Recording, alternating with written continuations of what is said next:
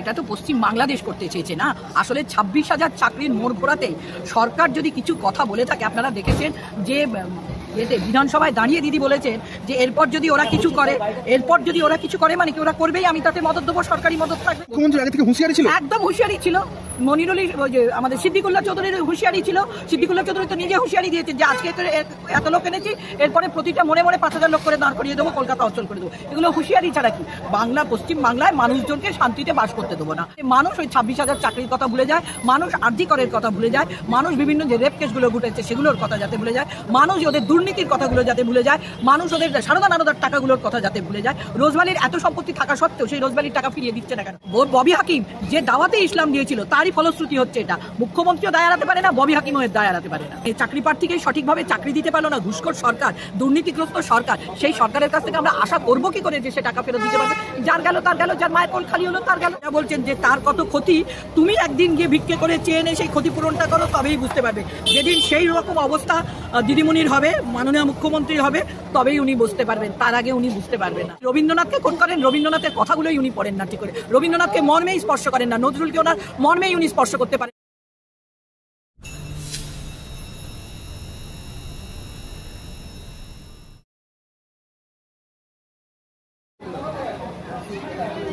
দেখছে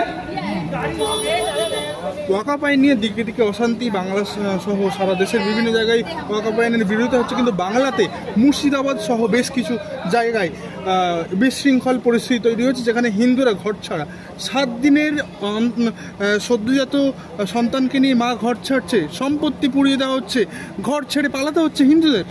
এটা তো পশ্চিম বাংলাদেশ করতে চেয়েছে না। আসলে 26,000 চাকরির মোড় ঘোরাতে সরকার যদি কিছু কথা বলে থাকে, আপনারা দেখেছেন যে বিধানসভায় দাঁড়িয়ে দিদি বলেছেন যে এরপর যদি ওরা কিছু করে মানে কি ওরা করবেই, আমি তাতে মদত দেবো, সরকারি মদত থাকবে। সরকারি মদত ছাড়া কোথাও এরকম হাঙ্গামা হতে পারে না। তাহলে কি মুখ্যমন্ত্রী আগে থেকে হুঁশিয়ারি ছিল? একদম হুঁশিয়ারি ছিল।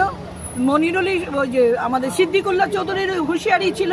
সিদ্দিকুল্লাহ চৌধুরী তো নিজে হুঁশিয়ারি দিয়েছেন যে আজকে এত লোক এনেছি, এরপরে প্রতিটা মনে 5,000 লোক করে দাঁড় করিয়ে দেবো, কলকাতা অঞ্চল করে দেবো। এগুলো হুঁশিয়ারি ছাড়া কি? পশ্চিম বাংলায় মানুষজনকে শান্তিতে বাস করতে দেবো না। কারণ 26,000 চাকরি আমি দিতে পারবো না, অশান্তিতে রাখবো গোটা পশ্চিম বাংলাকে, যাতে মানুষ ওই 26,000 চাকরির কথা ভুলে যায়, মানুষ আরজি করের কথা ভুলে যায়, মানুষ বিভিন্ন যে রেপ কেসগুলো ঘটেছে সেগুলোর কথা যাতে ভুলে যায়, মানুষ ওদের দুর্নীতির কথাগুলো যাতে ভুলে যায়, মানুষ ওদের সারদা নারদার টাকাগুলোর কথা যাতে ভুলে যায়। রোজভ্যালির এত সম্পত্তি থাকা সত্ত্বেও সেই রোজভ্যালির টাকা ফিরিয়ে দিচ্ছে না কেন? সুদীপ্ত সেন তো বলেছিল আমি টাকা ফেরত দিয়ে দেবো, সেই টাকা আজও কেন সরকার ফেরত দিয়ে দিতে পারছে না? তাহলে এই যে অশান্তি হচ্ছে, এই যে বিশৃঙ্খল পরিস্থিতি, এর দায় কার? এর সমস্তটাই সরকারের, বিশেষত তার মুখ্যমন্ত্রী।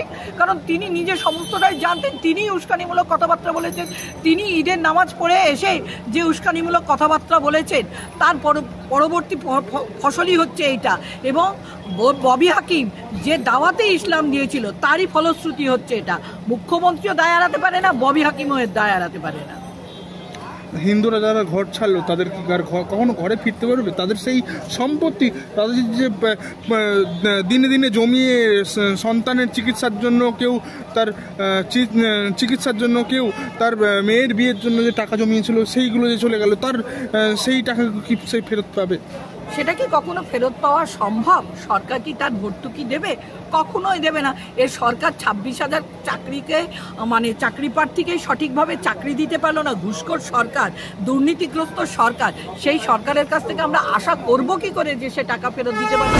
যার গেল তার গেল, যার মায়ের কোল খালি হলো তার গেল। এত বড় ঘটনা, হিন্দুই হোক আর মুসলিমই হোক, এত বড় ঘটনা, সেখানে মুখ্যমন্ত্রীর কোনো মন্তব্য নেই। মুখ্যমন্ত্রী কোনো রকম সামলানোর চেষ্টা করছেন না, তার দিক থেকে সদর্থক কোনো ভূমিকা দেখতে পাওয়া যাচ্ছে না। এদিক থেকে অপরদিকে কোথাও একটা মৃত্যু হলে মৃত্যুর শুধু ক্ষতিপূরণ দিয়ে দিলে, আর্থিক ক্ষতিপূরণই সব কিছু তাই। যেদিন ওনার ঘরে এরকম কিছু হবে তখন উনি বুঝতে পারবেন। একটা কথা আমি আগেও আপনাদেরকে বলেছিলাম আপনাদের টিভিতেই, যে সামান্য ক্ষতি যে এক প্রহরের কিবা এসে যায়, এক রাজমহিষী বলছেন, কিন্তু সেখানে রাজা বলছেন যে তার কত ক্ষতি, তুমি একদিন গিয়ে ভিক্ষে করে চেয়ে এনে সেই ক্ষতিপূরণটা করো, তবেই বুঝতে পারবে। যেদিন সেই রকম অবস্থা দিদিমণির হবে, মাননীয় মুখ্যমন্ত্রী হবে, তবেই উনি বুঝতে পারবেন। তার আগে উনি বুঝতে পারবেন না। উনি রবীন্দ্রনাথকে কোট করেন, রবীন্দ্রনাথের কথাগুলোই উনি পড়েন না ঠিক করে, রবীন্দ্রনাথকে মর্মেই স্পর্শ করেন না, নজরুলকে ওনার মর্মেই উনি স্পর্শ করতে পারেন না, যার জন্য উস্কানিমূলক কথাবার্তাগুলো করে এবং যার ফলেই আজকে সারা গোটা পশ্চিমবাংলা চতুর্দিকে দাবানল। শুধু মুর্শিদাবাদ কেন, ভাঙড়ে কি হয়ে গেল? ভাঙড়ে তো এটা তো হবার কথা ছিল না।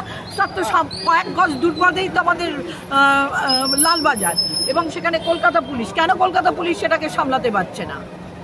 যেখানে কোনো বিরোধী দল বা কোনো ধর্মীয় আচার অনুষ্ঠান, সেখানে কোনো আন্দোলন, সেখানে যেতে গেলে পুলিশের পারমিশন লাগে এবং পারমিশন দেওয়া হয় না সহজে, শেষমেশ আদালতে আসতে হয়। সেই জায়গায় এই বিক্ষোভে কর্মসূচি এত মানুষের জমায়েতের পারমিশন কিভাবে দেয় পুলিশ? আমাদের তো সেটাই ঘটনা। আমাদের আগামী সোমবারে একটা কর্মসূচি আছে কংগ্রেসের পক্ষ থেকে বর্ধমান জেলায়, সেই কর্মসূচির পারমিশন এখনো অবধি ওরা দেয়নি, অথচ বিক্ষোভ করার পারমিশনগুলো ওরা দিয়ে দিচ্ছে। কেন?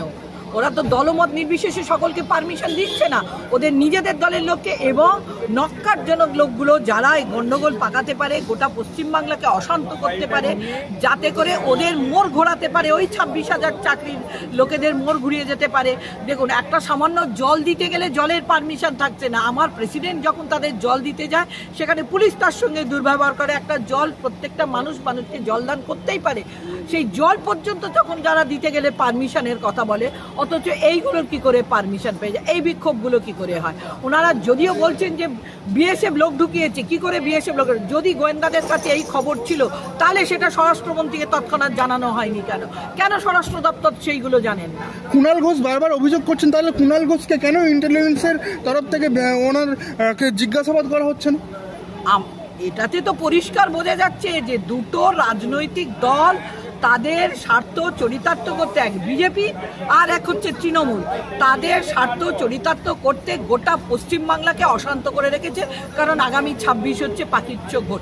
এরা ভোটের রাজনীতি ছাড়া বোঝে না। রাজনীতি মানে মানুষের জন্য এদের কাছে নয়, রাজনীতি মানে এদের দুর্নীতি, রাজনীতি মানে এদের পকেট নীতি, রাজনীতি মানে এদের ভোটের নীতি। এর বাইরে এরা কিছু জানতে চায় না এবং জানে যে আমার ছেলেরা, আমার দুধের শিশু, যে আমার কোলের ছেলে যেন থাকে দুধে ভাতে, ওই অন্নদা মঙ্গলের কাব্যের একটা অংশ ওনারা কিন্তু শিখে রেখেছেন। আমার কন্যা সন্তান, আমার পুত্র সন্তান যেন থাকে দুধে ভাতে, বাকি গোটা পশ্চিমবাংলা ভালমে যায় মরুক গে যাক, তার জন্য তাদের কিছু যে আসে না। এতগুলো ছেলেপুলের শিক্ষা কোথায় গিয়ে তলানিতে ঠেকছে? এত বুঝতে পারছে না যে একটা টিচারকে বসিয়ে দেয়া মানে একটা স্কুলকে বন্ধ করে দেয়া, একটা গোটা জেনারেশনকে ধূলিসাৎ করে দেয়া, এবং সেই চেষ্টাই এই দিদিমণি করবেন বলে আজকে এই নক্কারজনক ঘটনাগুলো, কোথায় ভাঙড়, কোথায় দেখছেন মুর্শিদাবাদ, কোথায় মালদা, এইসব শামশেরগঞ্জ, সুতি, এইগুলো করে যাচ্ছে।